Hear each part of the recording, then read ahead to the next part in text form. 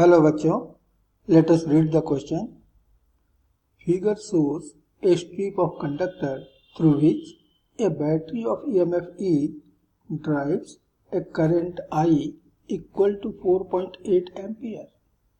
The applied field on strip is B equal to 1 Tesla. Length of the strip is L equal to 1 centimeter and width W equal to 1 millimeter. Take number of free electrons per unit volume equal to 10 raised to 29 per cubic meter. Find the Hall potential. Express your answer as x into 10 raised to minus 7 volt. Fill x in OMR sheet. इस question के पीछे जो की concept है वह है की concept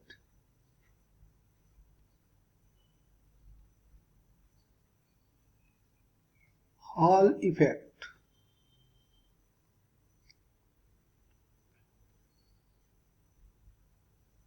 जब किसी करंट कैरिंग कंडक्टर, जैसे कि हमको फिगर में दिया हुआ है, पर एक मैग्नेटिक फील्ड अप्लाई करते हैं तो करंट के परपेंडिकुलर डायरेक्शन में, करंट के ट्रांसवर्स डायरेक्शन में एक पोटेंशियल डिफरेंस डेवलप होता है कंडक्टर के दोनों सरफेस के बीच में।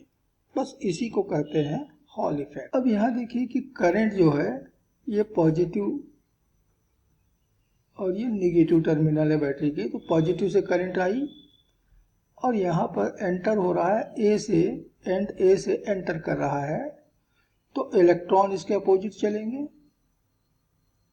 करंट के अपोजिट होगा इलेक्ट्रॉन की स्पीड, तो इलेक्ट्रॉन चल रहे हैं इस तरफ। अभी जो मूविंग इलेक्ट्रॉन्स हैं इनके ऊपर हमने एक magnetic field vertically upward direction में अप्लाई कर दिया है।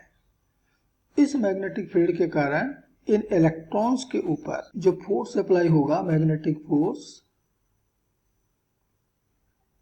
ये इस डायरेक्शन में होगा और इस कारण इस राइट एंड पर इलेक्ट्रॉन का कलेक्शन ज्यादा हो जाएगा, यहाँ इलेक्ट्रॉन एक्यूमुलेट हो जाएंगे और इसलिए ये जो एंड है ये निगेटिव वोल्टेज पे आ जाएगा। अब ये इलेक्ट्रॉन लेफ्ट हैंड से आए हुए हैं और इसे लेफ्ट हैंड में इलेक्ट्रॉन कम हो जाएंगे तो ये एंड जो है वो पॉजिटिव पोटेंशियल पे आ जाएगा और तब दोनों एंड के बीच में, दोनों सरफेस के बीच में एक वोल्टेज, एक पोटेंशियल डिफरेंस डेवलप होगा। इसी पोटेंशियल डिफरेंस को हम कहते हैं हॉल पोटेंशियल। ये जो हॉल पोटेंशियल है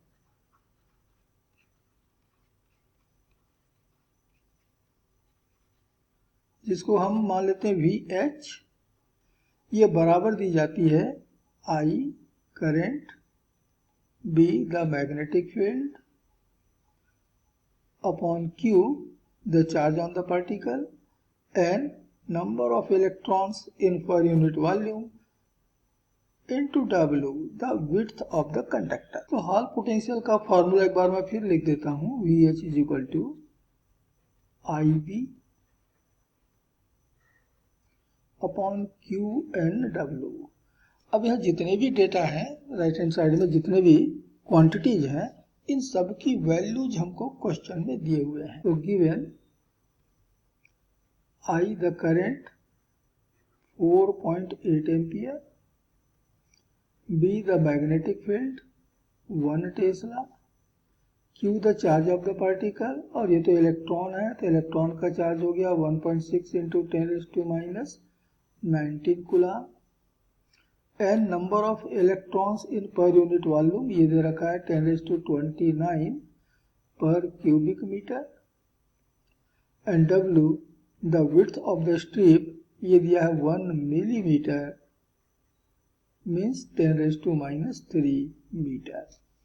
ये सारे वैल्यू हम अपने ऊपर वाले फार्मूले में रख लेते हैं। तो VH बराबर हमको मिला current I 4.8,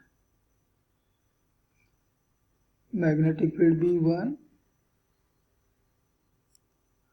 Q the charge 1.6 into 10⁻⁻⁹